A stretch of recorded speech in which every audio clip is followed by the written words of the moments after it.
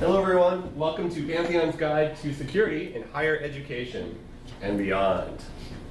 My name is David Needham. I'm a developer advocate at Pantheon. What that means is I get to sort of sit between the developers that are actually out in the world using Pantheon and the developers that are creating Pantheon and making it better. So I spend a lot of time doing training, creating the curriculum, leading workshops, and coming to camps and conferences just like this. My name is Paul Gilzow. I'm a programmer analyst at the University of Missouri.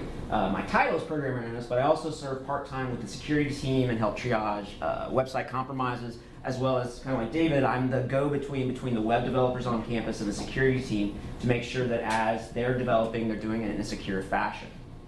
So real quick, how many of you are actually work in higher education? A couple of you, some of you don't. Okay, so some of the examples I give are specific to higher ed, but the general concepts overall are applicable to every site and everybody's website. So even though it says higher ed, it actually is applicable to everybody. I will give you some warnings about myself. I do like to wander around, and I also like to talk really fast. And I know we just finished lunch, so you're probably kind of a little sleepy. So I'm going to try to keep the energy levels high, keep you engaged, energetic. But if I happen to go too fast, don't hesitate to slow me down. If I happen to go over your parts, don't hesitate to kick me and let me know. So this whole talk, this presentation really boils down to minimizing risk. How do we, as developers, how do we as site administrators minimize risk? Well, we have to make sure first that we're all working from the same definition of risk. So, whoops, I skipped one slide there real fast. Back up here. Sorry about that. So when I say risk, in terms of this presentation, what I mean by is that intersection there where assets, threats, and vulnerabilities kind of overlap. All right, so we need to make sure that everybody's clear what I mean by those three nouns. So an asset can be people, it can be property, it can be information or data. It's basically everything that we need to protect. It's anything that we're trying to protect, those things that are important to us that have value that we need to protect. A threat, then, is anything that poses a danger to those assets, whether intentionally or by accident. In addition, that threat is what we're trying to protect against, and a threat agent is a person or a group that is going to implement or exploit a vulnerability against that asset to cause that threat to occur. A vulnerability, then, is, I keep skipping my slides, I'm sorry, fingers going too fast. A vulnerability, then, is a weakness or a hole, a gap, something in either your security measures or your code, something that allows that threat agent to take advantage of a vulnerability and cause that threat to happen. Make sense? So far? Okay? So as an analogy, let's say that you are the asset. All right? And the threat is rain, and the vulnerability is that you have a hole in your umbrella. So what's the risk in this analogy? Getting wet. Getting wet, right? Okay, but there's one key piece from our definition of risk that I overlooked, that I didn't mention. So let's say it's Friday afternoon, and it's raining, but it's just a light drizzle. You're going to walk home. There is a hole in your umbrella, but you have no plans for the evening. You're just going to go home and watch some TV. So how big of a deal is it if you get wet, if that threat, that risk comes to pass? Minimal. Minimal, right? Now let's say instead, after work on Friday, you have a really big event you're going to. You're going to walk there, and you have some really expensive shoes that cannot get wet. Now how big of a deal is it? Yeah, that impact really is much greater if that comes to pass. So that piece that we're missing is the potential for loss or damage to those assets because of a threat exploiting a vulnerability multiplied by the impact of that threat occurring. Make sense? So then in terms of minimizing risk, what we're trying to do is minimize any of these things. If we can minimize the threats, we've minimized the risk. If we can minimize the assets, we've minimized the risk. If we can minimize the impacts, we've minimized the risk. Everybody good? Right, following along. Any questions so far? Okay. All right. Now, for those of you in higher education, we kind of are in a very interesting industry. I've worked in higher ed for almost 20 years now. We are a weird industry. All right. I will often mention ideals, and I understand fully how in higher ed it's hard to hit those ideals. But we're particularly attractive as a target because of very many reasons. One is we have a lot of network bandwidth and availability. How many of you have been on campus when the network goes down? What kind of storm did that create? Especially among your students, right? So we have huge amounts of capacity and massive uptime. In addition, we're often rich in hardware infrastructure, especially if you're a research institution. You might have your own data centers, and you might have your own high availability machines. So we often have lots of hardware. For all that richness in hardware, though, we're often fairly poor in those human resources, the number of people, the number of staff that are available to protect and maintain those pieces of hardware. We're also resistant to blacklisting. Can anybody get a .edu top-level domain?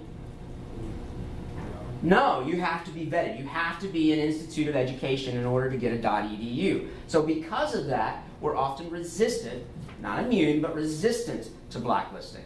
Search engines, spam house, those that monitor those IP addresses that have been compromised, will often give us the benefit of the doubt and give us a bit more time to clean things up than they would just a regular .com or a .org. So in terms of an attacker, if I'm looking to run maybe a spam SEO campaign, that's going to be an extreme value because I know that .edu is going to be resistant to blacklisting. Your SEO reputation. Again, because not everybody can have a .edu, you rank higher in those search results because of your domain. So if I can get my links onto your pages, that's going to elevate my search engine rankings. Beyond that, how much personally identifiable information and sensitive information do you have in higher ed? A lot. Think about it. You've got all kinds of information on your students, you've got all kinds of information on your staff and your faculty, a ton of PII and SPI. You might have, if you're connected to a medical institution or a hospital, you might have protected health information. Again, if you're a research institution, you might have confidential intellectual property, you might have national security secrets or export control data. We have a ton, and what are all these? Risks. Whoa, risks? Assets, yeah. They're assets. We have a ton of assets. Now, this is higher ed, but a lot of this applies to those of you who are not in higher ed, right? Your website is running on some type of machine, whether it's virtual or real, right? You have an SEO reputation. You could be used to send out spam. You might get blacklisted a little bit faster, but that's going to impact your business. So even though you're not in higher ed, you still have a ton of assets that are out there that are valuable and need to be protected. All right, so what we're going to go over is kind of the most common things that are suggested you do to protect your website. All right, and not in any particular order. These aren't ranked as far as the importance of them, just kind of the general things that are suggested. But more importantly, we're going to talk about the whys. So maybe you've heard, you should do backups, you should do backups. But if you don't understand why you're doing the backups, maybe you've done them, but you haven't really understood the concept behind it. All right, so that's what we're going to cover. So what a backup is specifically is simply a snapshot of the files that make up your website, be it the code and maybe the documents, the images, the JS, the CSS, all the pieces, as well as the database. So a snapshot goes and takes a snapshot or takes a backup of all those things. All right, why do you want to do that? Why is this important? Anyone? You can replace it if you have to. Because you can replace it. Y'all, and you should have a plan B, right? Because it's not a matter of if you get compromised, it's a matter of what? When, right? At this point, it's just a matter of when. So you should always have a plan B. But even more importantly than that, it addresses two types of threat. The first is a data loss or damage, and we talked about that. So if I have a backup, if I've got a backup of my database, and then somebody compromises my database, it's not a big deal. I'm not going to lose anything except maybe the information between when the snapshot was taken and when it was compromised. It addresses disruption in service, and as far as how it reduces risk, it's going to lower the impact. Because again, if my site is completely compromised, but I know I've got a good backup in place, it's not as much of an impact to have that compromise happen because I can just roll back to that backup. All right, some bonus points. You should protect your backups. Now, I don't know how many Drupal modules as far as that do your backups, backup into unprotected places. I do a lot of work on the WordPress side as far as compromised sites, and a lot of those back up the backups into publicly available areas. Once you create a backup, what does it become? An asset, right? So we got to protect those assets. So make sure you're protecting your backup. Don't place your backup into your Git repository and put it out on GitHub. You know, don't take a SQL snapshot and put it out there on GitHub where everybody can get it. You want to make sure you protect those backups. So don't keep them in publicly accessible areas. And this is one that most of the documents, most of the articles that you read about how to protect your sites always skip. How many of you test your backups on a routine basis? Good. But that's one person in this whole room, right? Most people, especially if you don't understand why you're backing up, don't go and test. What do you not want to have happen in the instance where you are compromised? Not be able to restore. Not defined right. Not And that's the reason we test our backups, is we weren't able to restore. exactly, because you don't want to get into a situation where it's like you're compromised. You're like, it's no big deal. It's cool. You got a backup. Go to the backup. It's corrupted.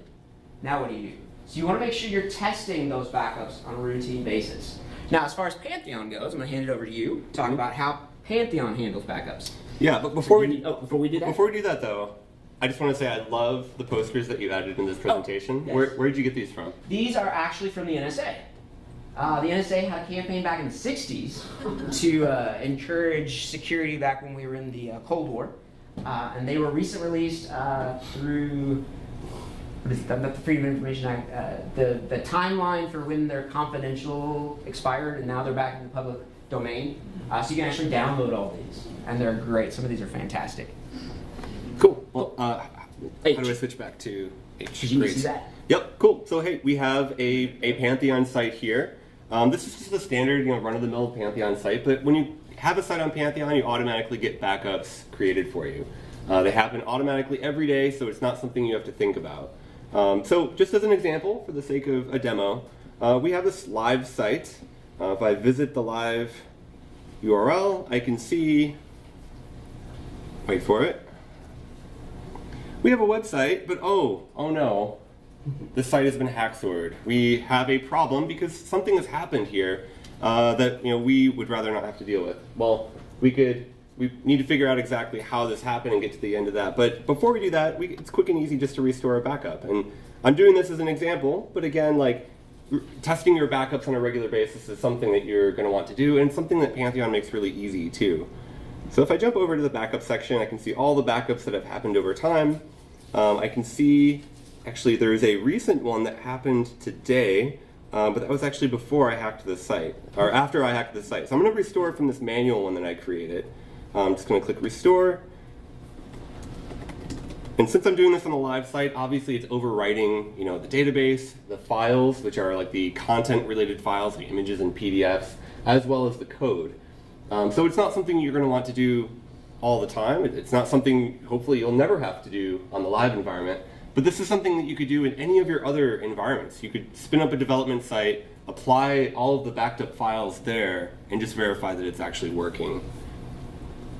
All right, so it's in the process of restoring. Let's just flip back over, do a quick refresh, and there we go. It's back to exactly how it was before. So quick and easy, no drama, not a problem. As I mentioned in the introduction, I end up doing a lot of trainings. One of the most common questions I get from people is, how do I make off-site backups? How do I set up a custom schedule? How do I conform with whatever internal security regulations I have to save this in multiple locations all over the place, not just rely on what Pantheon has? And, well, it was pretty easy. I've always said, hey, you can just write a script. Well, I just wrote a script, so you can check that out if you'd like. This is using continuous integration. Specifically, it's a process you can spin up on Circle CI. You can go out and grab this code, and it's really, really easy. It uses our command line tool called Terminus. It just runs a few simple commands on whatever cron schedule you want. You log into Terminus, and then you create a backup, and then you get the backup. And once you have the backup, you can put it wherever you want. You can store it locally, you can store it Amazon, kind of wherever you choose to put it. All right. That's it for the Pantheon Any side of questions backups. so far? You're all very sleepy from lunch. Yeah. All right, next up, keeping Drupal up to date. How many of you always patch immediately on that? Is it second Wednesday of the month, third Wednesday of the month? Could be every Wednesday. Yeah, it could be every. It was like, Yeah. what? Yeah, it was Wednesday this week. How many of you patch every time? Okay. So you should definitely try as best you can to keep Drupal up to date as soon as those security patches come out. They often address security issues, known vulnerabilities that are actively being exploited. Now sometimes they don't have any known, let's say they don't know that they're being attacked immediately in the wild, but they often will try to get those in as quickly as possible. So it potentially removes an exploitable vulnerability. How? Well, subscribe to that security team newsletter so you know as soon as that thing is out, you're going to get that notification that it's available and you can start running those patches, patch your systems. Right. And if you don't know how to sign up for that, the easiest way is really just to log into Drupal.org. If you don't have an account, definitely set up an account. You can go into your settings there where the list of all the Drupal newsletters are, and then this will get you emails anytime that there's a security release for Drupal core or any of the modules that the security team actively monitors. So it's a great way of, whether you have one site or lots of sites, being aware of what all the security things that are coming down the pipe are. And I know a lot of times when I get to a compromised site and it's running an out-of-date piece of software, whether it's Drupal or WordPress, and I ask, because that's going to be one of the first things I ask if it's out of date, is why is it not up to date? What's the number one reason people give? Didn't have time, or, come on, I know one of you in here has probably said this exact thing. Can't affect me. Well, no, that's absolutely true too. I've heard that one. I didn't want to break my site, right? Right. I don't want to apply it because I don't know what it's going to do. So one of the great things about Pantheon is you can actually test an update in a different environment. You can clone your production environment down to another environment, run those patches, bring the site up, run your automated test, do visual testing, whatever you need to do to ensure it's actually not going to break. So you don't have to worry about applying those updates as quickly. You can do those in a test environment. Right, and so related to that, we have a script that also uses continuous integration that can completely automate the process of doing all of your updates. So the sort of pseudocode of, once you set up the script, it automatically spins up a branch, a multi-dev environment that's isolated and dedicated to this update.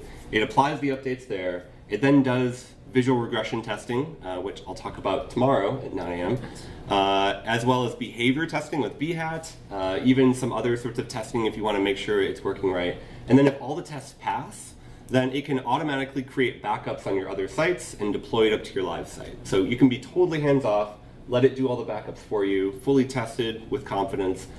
Or if that concerns you a little bit about having it deploy directly to the live site, you could have it notify you via Slack or SMS or whatever method you choose so that you know this backup or this site has been updated, here's the tests, go check it out, and then you can push the button to actually deploy it to live.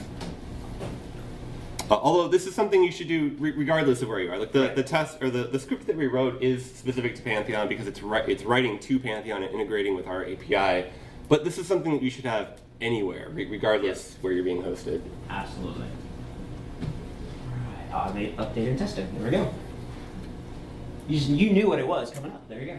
So the security principle, as far as how doing or staying up to date applies back to core security principles, is that you don't use components with known vulnerabilities. You don't put things into your system, you don't use things in your systems that have known problems, because if you know there's a problem, who else knows there's a problem?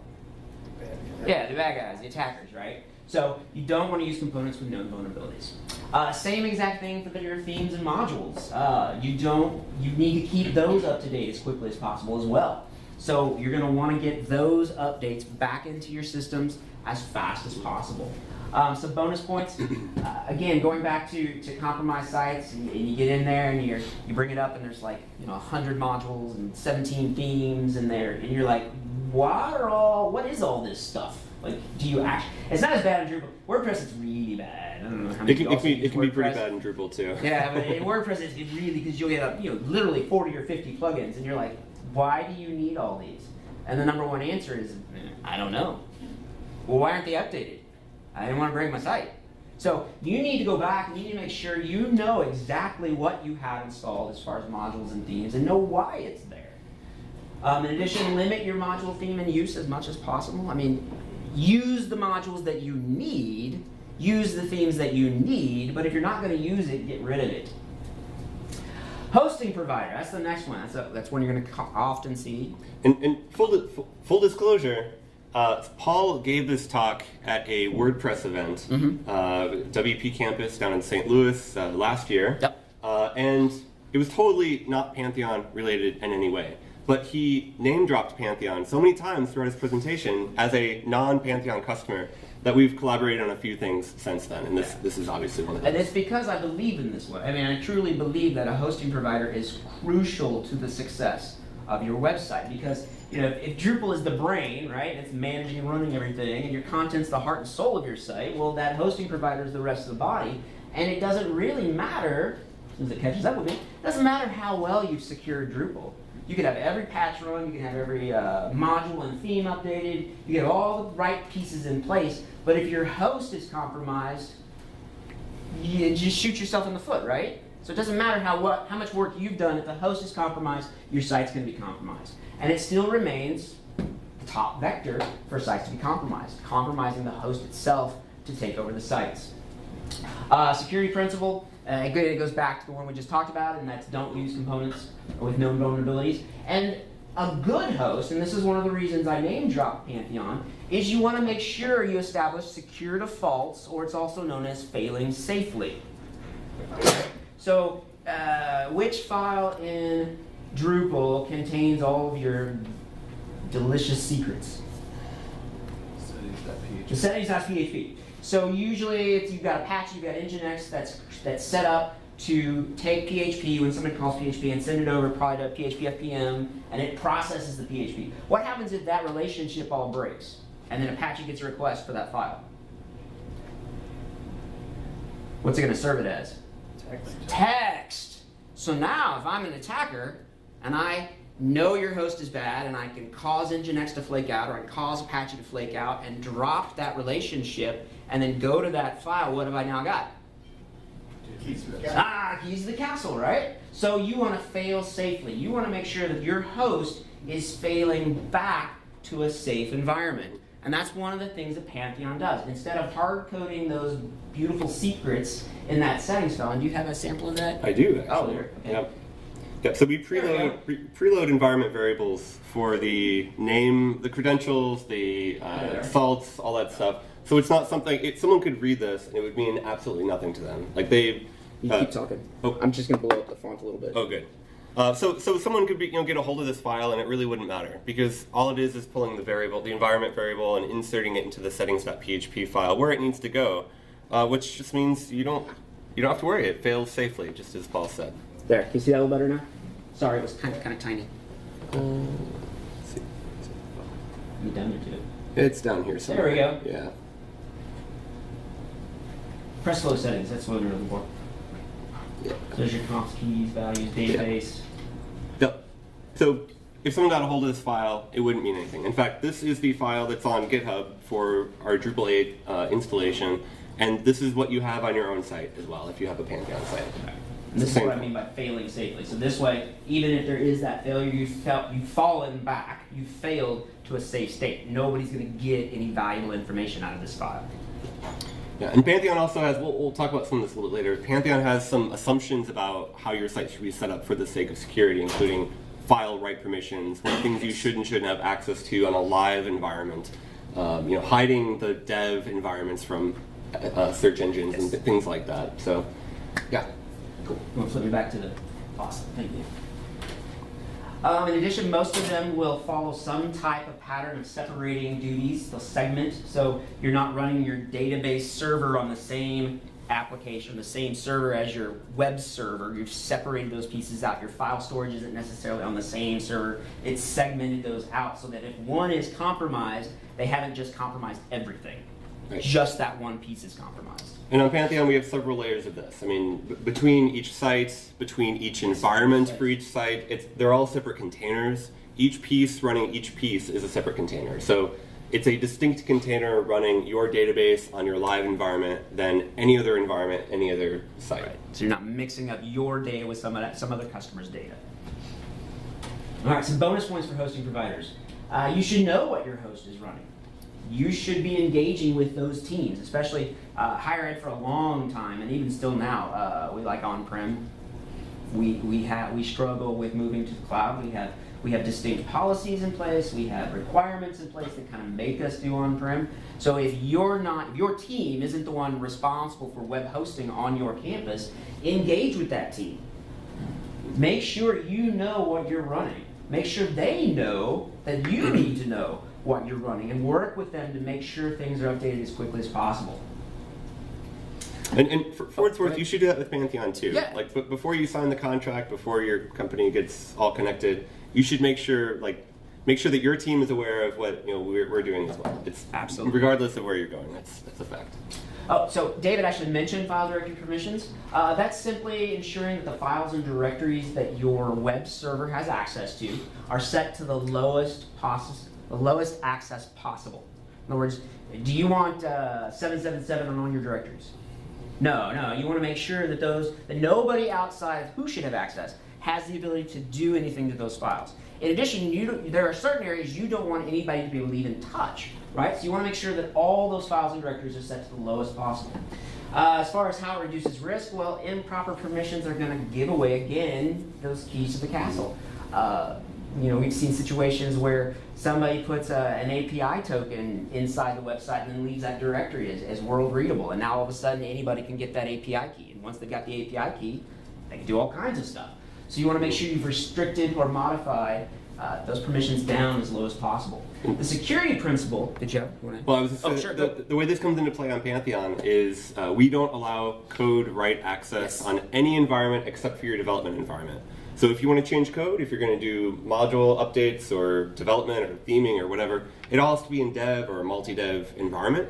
If you're trying to change code on live, it's going to fail. It is automatically not allowed, which means if you have a security vulnerability like the Drupal geddons of our past history and somewhat recent history have just not been an issue on Pantheon because you're automatically immune.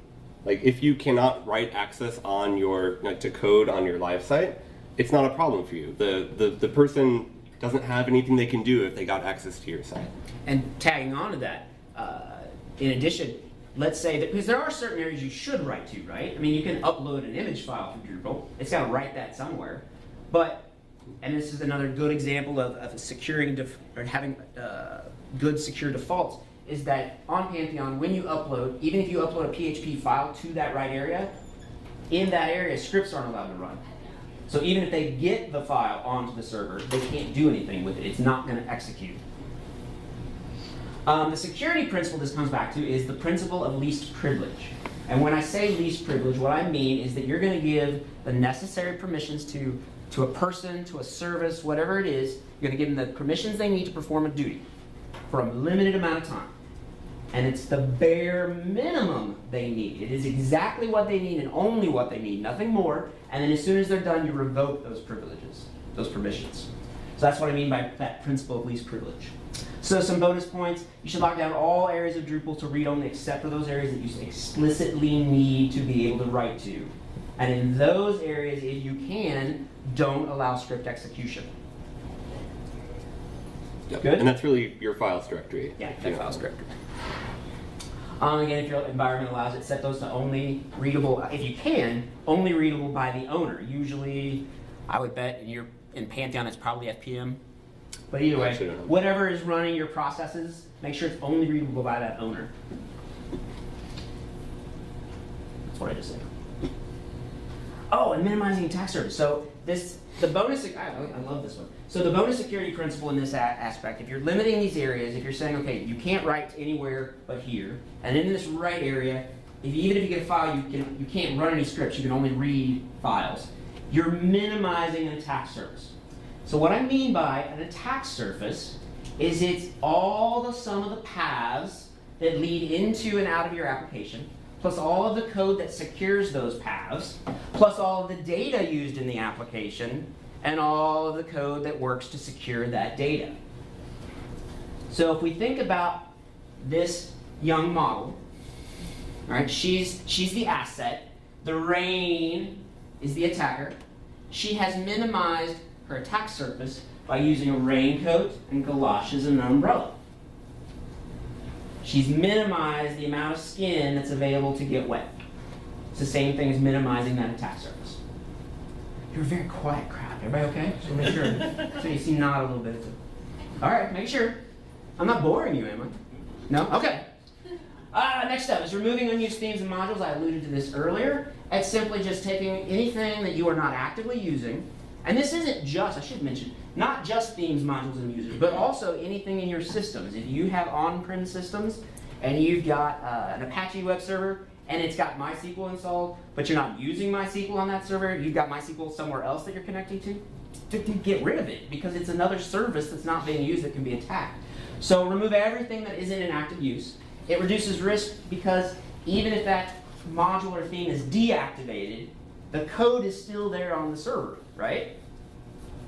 And if it has a vulnerability, if it has an actionable exploit, it's possibly still exploitable even though it's not activated. Yeah, I think this is actually pretty understated in the Drupal community because Yes. if you have let's say you have a module on your site and over the course of its life you stop using it, so you disable the module, you uninstall it, whatever. If you don't actually remove the code for that though, it's still there. And Drupal is not checking for updates on disabled modules. So if there's a security issue with the code that's running that module, you're not getting an update for it, or you're not even aware that there's a problem with it.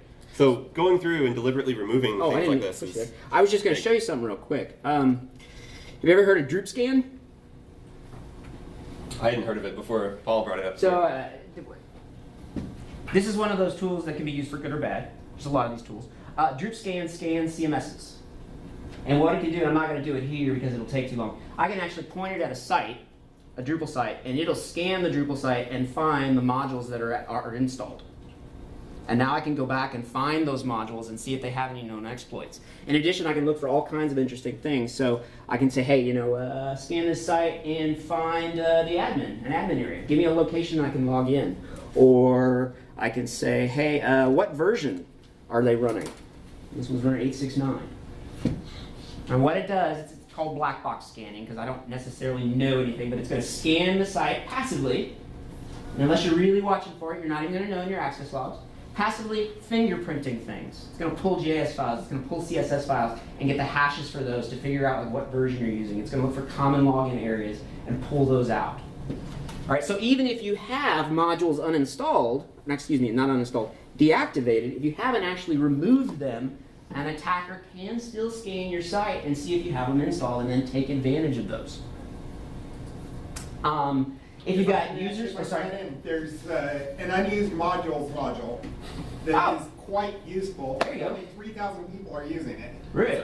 But it'll tell you all of the modules that are on your site that are not unused, including if you've got a submodule within views or whatever that's not being used. That's a perfect thing to tie into. Yeah. I was going to say also, if you use the drush command or Is there a some of drush? those things for updating modules, there is an option in there, there's a flag in there to say like check the disabled modules. as well. Oh, I didn't know that. So, Perfect. I've used that before. Yeah, so again, kind of like with the backups, you should be doing routine audits of your modules and themes and your users. Because if you've got users in your site that aren't active, well, that's just one more account that can be compromised. And again, it removes those potential vulnerabilities. So bonus points. Make those things an audit. Just make it a habit. You're going to test your backups. I'm going to go see what deactivated modules I've got. I'm going to see what deactivated themes I've got. I'm going to see when the last time a user logged in, and I'm going to remove those. Because you can always put a user back, right? You deactivate their account, you get rid of that account. If they come back and they need it, you can always put them back. But you minimize that attack surface by removing that user, and they can't be compromised if they're not there. Or in Drupal, you can also block an account that's no longer being used. It'll prevent them from being able to log in. It also maintains any content they've created under their authorship. So it's a common practice to just block anyone that is no longer needing access to the site. And then if you need to give them access again, it's easy to do that. Do your homework. You should do your homework on themes and modules. You should research those themes and modules you're installing. Drupal is better, and I will say this about Drupal. With WordPress, anybody can write a plugin and get it to public repository. Drupal's better in that at least they attempt to do a true scan before they add it in, but how do you know for sure how well that theme or module's been coded. Right? I mean, unless you're going to do your own audit on top, you're totally relying. Whoops. It's okay. It's me. Oh, you're moving. I thought I did something. Sorry. You're totally relying on somebody else to make sure that that code is secure. So you should definitely do some research. He's going to bring it up. Yeah. So one of the things that the security team does is it maintains a list of modules that it automatically checks. There it is. If it has that little shield there, it means that it. What? I was just saying that's what I was looking for, was that little yeah. green shield. Yep, if you have the little green shield, it means that your site is actively being monitored by the security team. It is under its umbrella of protection, basically. There are other modules that can be added, other test experimental things, or really edge cases that are not all that common. If you visit a site, it'll probably, I think it's yellow if it's not currently being monitored. It doesn't have the little shield, and there's a big warning that says this is not being monitored, by the security team. You can still report any issues that exist with those, and they'll be able to jump in. But it's one thing to be aware of as you are going through and researching which themes or modules you might want to use. So how does it reduce risk? Well, every piece of code, no matter where it comes from, even from Drupal directly, every piece of code you add in increases your attack surface. Right? You're increasing the available area for an attacker to attack. Every piece of code that you add in has that potential to add or introduce a new vulnerability into your system. And the security principle in play here is to be paranoid and be skeptical. Paul, your paranoia is exhausting. That's not okay. So being paranoid isn't really a security principle. Instead, let's say that you really should treat all third-party code as hostile. Right? When you introduce new code into your system, or in data, not just code, but data as well, you should just automatically assume or take a stance that that code, that data is hostile. You're introducing potential problems into your system. Some bonus steps here. For those of you in higher ed, I strongly encourage you to take advantage of DorkBot.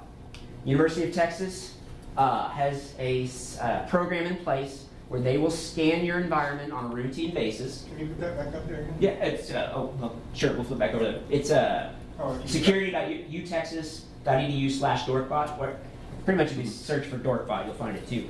But once you give them, so you got to whitelist them, because they are going to be running simulated attacks. So you got to whitelist them in your network. And once you whitelist them, they'll run routine audits on your network looking for common vulnerabilities and then notify you of those common vulnerabilities. So it has been fantastic. I don't know about you, University of Missouri is completely decentralized. The web on our campus has grown organically over the last 30 years. It is a complete mess. We don't even know how many sites we have. So this has been a godsend in somebody contacting us, just letting us know, hey, you have a site, it's got a SQL injection vulnerability, and now we can go out and we can get that patched, even when we didn't even know it was there. Right, and it's not specific to Drupal or WordPress. Right, it's just scanning everything in your network, and it is free for higher ed. So if you're in higher ed, take advantage of it, it's fantastic. If you can, you should run that third-party code through PHP Code Sniffer and their security audit. You can automate that, part of the CI stuff he was talking about. You can just have all that code run through that security audit and it'll flag potential vulnerabilities. And if you can, have your developers run static code analysis as they're developing to kind of flag potential problematic areas. All right, limiting user roles. I think you're going to talk about this in a little bit there. Yep. So when I say it's kind of like with the file permissions. When you give somebody an account on your site, you should give them the bare minimum permissions they need in order to perform the functions they're supposed to do. No more. How many of you go into Drupal to add content as an administrator? This is a safe space. You can admit it. I do it sometimes Should you too. do that though? No, really. You should only log in with a higher privileged account when you need the permissions that higher privileged account has to have in order to do those other functions. Right. And a similar question might be, how many people log in as user one after the site's been built? Which, if you don't know, the first user is the one that has, it ignores all permission checks. Right. So you automatically get it. That's an account that you should create, when you set up the account, and maybe use it to build the site. But then it should go, not go away, but you should never use it unless you're doing a major improvement of some sort. Yes.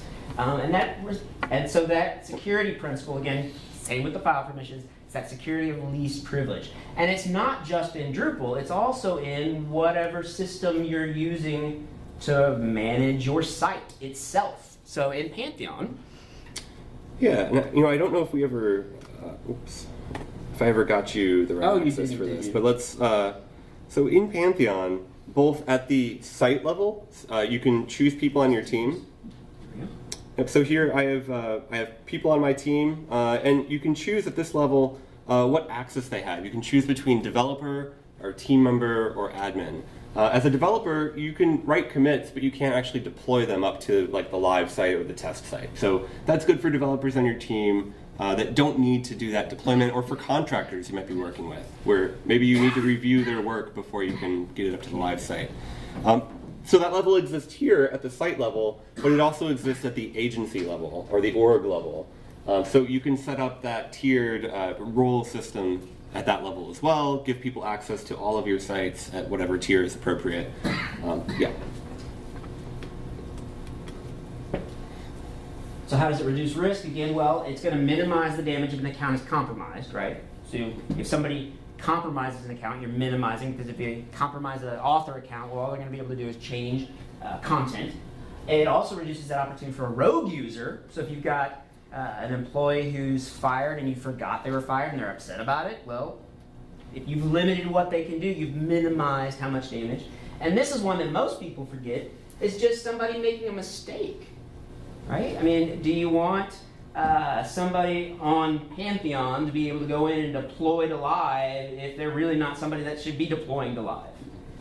They might not even mean to. They might just like click the button by accident and not know what they're doing. So by minimizing those roles, you're also reducing the opportunity for somebody to make a mistake inadvertently and cause a problem. And so obviously we were looking at Pantheon for these, but at the Drupal level also, Yes. it's super, super easy to create different roles that are for each unique thing.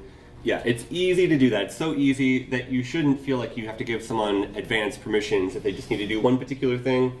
It's so easy to create a new role, give them that permission, and then know that they're just doing that specific. And don't take the easy way out. If they're saying, I need to do this, don't just go, fine, I'll give you an administrator. Take the time, give them a custom role, make sure they have just what they need. And again, do routine audits. Go back and look and see, how many administrators do I have on this site? How many other roles do I have? Are all these people active? Do they still need the permissions that I gave them at some point? Maybe they've changed roles in their job and they no longer need those elevated privileges. So again, another routine audit, just add into that routine basis. Protecting settings, we kind of touched on this earlier. You should protect the settings file. You should add rules to prevent direct access. Move the file somewhere that's not publicly accessible if you can do that. And why again? Well, we talked about this, but it contains those database credentials, it contains your salts, and you don't want to accidentally expose that to the world. And bonus points, if you can, set the file permissions again to 400, which basically just means the owner, whatever process is running the PHP processor, only the owner of that can read it. One piece to add to this too, That's a good writer. is if you're working locally on your computer, it is easy to set up a local settings.php file so that you don't have to get the credentials for the server on your computer or kind of be accessing those all the time. Yep. It's easier than some people expect. All right. Any questions so far?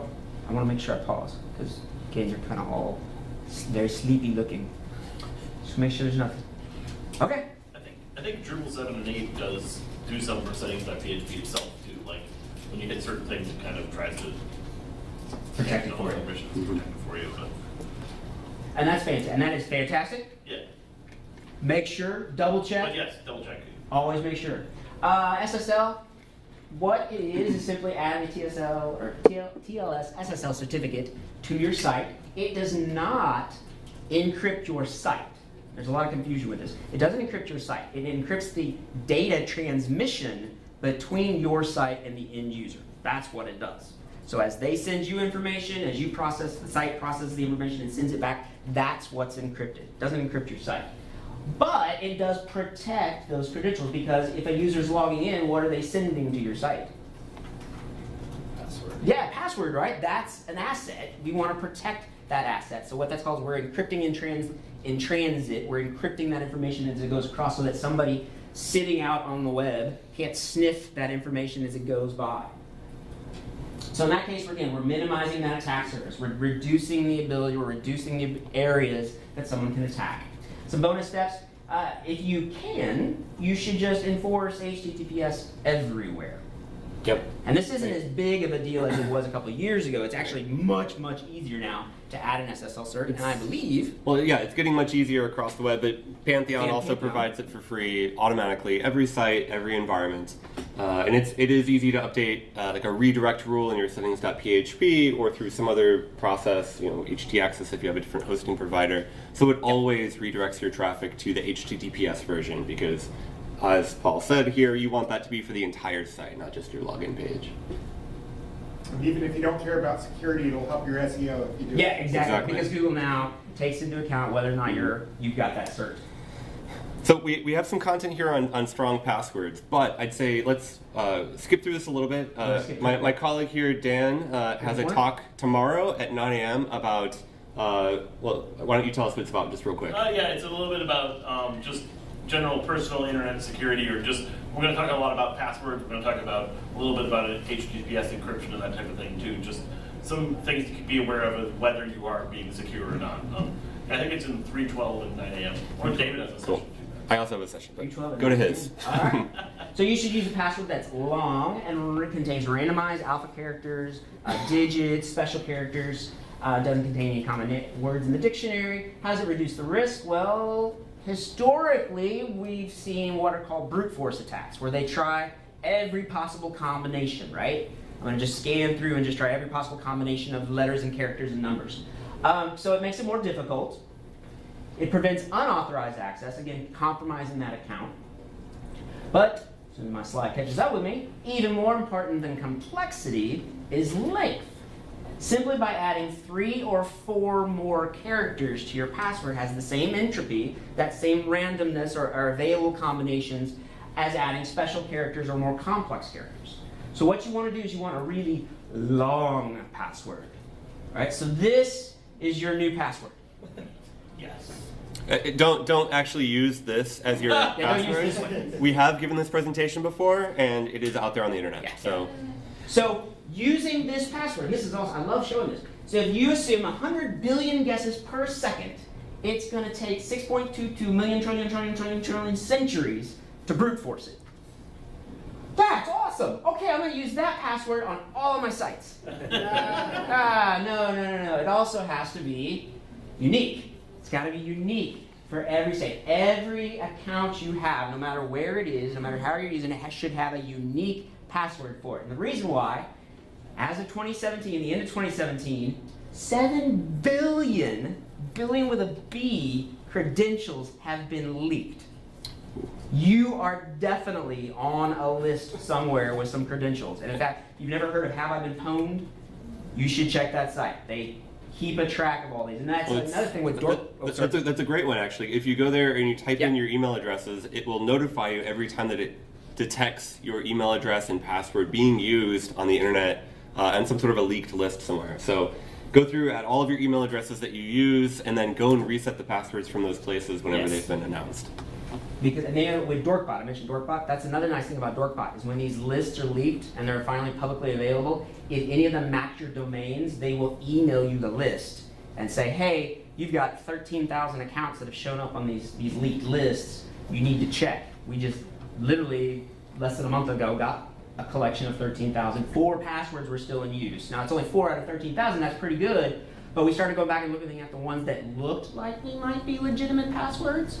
And sure enough, when we contacted a random selection of people and said, hey, have you ever used this as a password? They were like, oh, yeah, that was the one I used here like last year. Or that's the one I'm still using over here at this other site. So every site needs a unique password. I won't go too much farther into that. Credential stuffing. I mentioned earlier about historically they do brute force. Instead now they do credential stuffing. And what that is they take these leaked lists, they go through that's been analyzed, they pull out the most common, 1,000, 10,000, and then they just try all of those passwords. It's much, much faster than trying to brute force because now I've got a collection of commonly used passwords that I can go through much faster. And that's how, in a lot of situations, you get compromised accounts now. So I'm going to go through these pretty quick. You should use a password manager. I mean, how many of you can remember 32 completely random characters times 1,000 for all your sites? It's impossible. The only way to do this as humans, the only way to do this now is a password manager. You have to use a password manager. And then, not just for yourself, but then enforce these strong passwords for all your users in every one of your sites. If you can, a lot of us in higher ed have single sign-on systems, either using Shibboleth or CAS, LDAP, I mean, whatever one you're AD. Tie into your single sign-on systems if you can, because those systems are designed to handle credentials. So let them handle those pieces, enforce those strong passwords, tie into those systems. Limiting login attempts, I'm going to speed up just a little because we're getting close out of time. You should lock accounts that have too many failed attempts. Because again, credential stuffing, if I get let's say you're logging in with Gilzow P, that's your login name.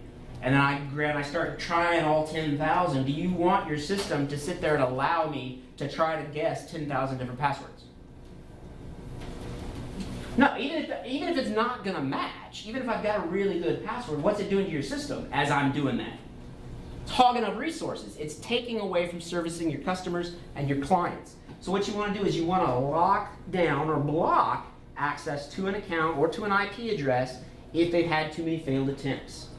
Reduces risk because it treats that threat as an unauthorized access, and then that weakness is a vulnerability or common password, and it's to reduce the ability of the threat agent to exploit that vulnerability. And we're minimizing the attack surface again. Two factors, kind of the same thing. It simply adds a secondary or multiple step that has to be completed in order to authenticate. So even if the password is in the common list and they get that, well then they stop. Boop, they're stopped at the next page.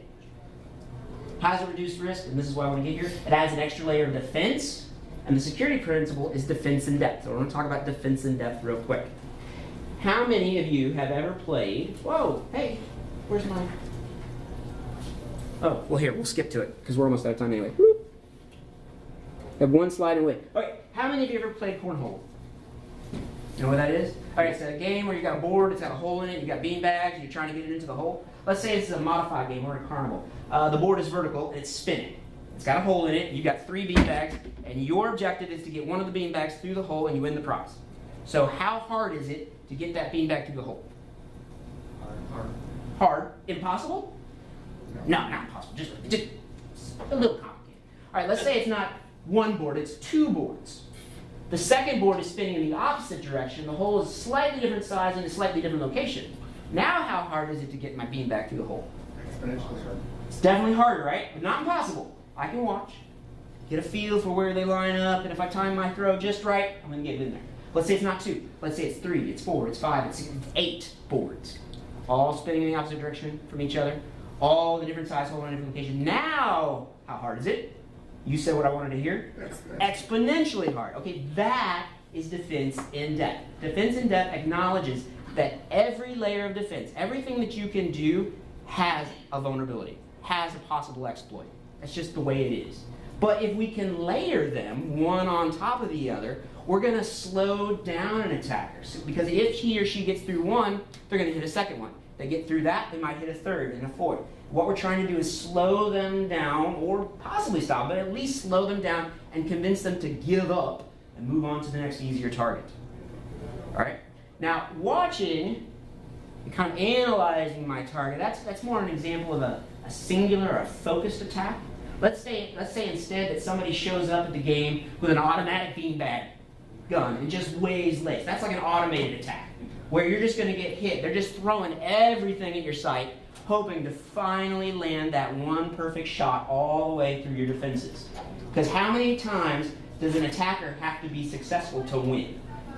Once. How many times do you have to be successful in blocking them? All of them. All right. I think we skipped right to the end at this point. Yeah, we only have about 4 minutes left, so we should probably stop for questions soon. That's the summary. So real quick, the summary, just give it to you all at once. Just always be thinking in terms of how you can minimize risk. Remember that risk is those assets you got to protect. So the fewer assets you have, that lowers the risk. What are the threats? The more you can reduce those threats, you minimize that risk. And if you can lower the impact of a threat occurring, you're lowering that risk. So always be thinking in terms of how you can minimize risk. Minimize the attack surface, reduce the available area that can be attacked. Use principle of least privilege, use defense in depth, don't use components with known vulnerabilities. Be paranoid and begin thinking in terms of, okay, as this system or as this code comes in, as this data comes in, I have to treat it as if it's already bad. And I hope this is the most important thing, is just know that it's a continual process.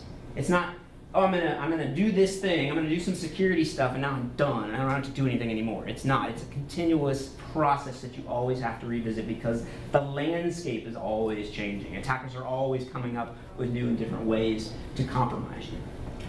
Whew, so what questions do you have for us? Oh, sorry, before we call for questions, Sure. please do give us feedback. yes, do the feedback. Visit the URL. If you can do it now or right away, that would be even better. Let us know what we can improve and all Yeah, those absolutely. things. Also, if you would like the slides, I know that there's a few links. There's a lot of content that we talked about today. Not currently available on this site right here on the page for this talk, but it will be. Yeah. Before the end of the day, I'm going to get this tied up into a PDF and put up on the website. Also, I will be tweeting at it, Yes. at David Needham. I'll send out a tweet with a link, and you can get it from there. Yeah, if you have after this, if you have questions, I am really easy to find online. It's Gilzow, just like it sounds, Gilzow, and I am Gilzow everywhere. There's like 15 Gilzows in the U.S., and they're all related to me. So if you get the wrong one, they're gonna find me. So I'm really easy to find. Did everybody learn at least one new thing? Everybody, you might not learn one new thing. Because if you didn't, we can stay after and I'll help you. We'll learn something. Okay, do you have any questions for us? Anything at all? Just one quick thought. Sure. At the very beginning, you talked about the lack of human resources in the educational environment. Just want to Absolutely. point out that's not just bodies, it's also training involved. It's, oh, absolutely. Yes, it's One absolutely. of the biggest security things you can do is get your people trained. Yep. Yes, in fact, that was the light bulb for me. I was a developer, and I had built an application system for human resources, and it was attacked. At that time, we stored social security numbers, and it was compromised. And at that point, I got mad that somebody did that to me. I went in training, got my GSA at the time, whichever the SAN cert is, got my SAN cert, learned about security, and and then all of a sudden it was like the light bulb went off. I'm like, oh, whoa, this is how they do this. So absolutely, training is crucial, and we don't do enough of it, interestingly, in education. Yeah.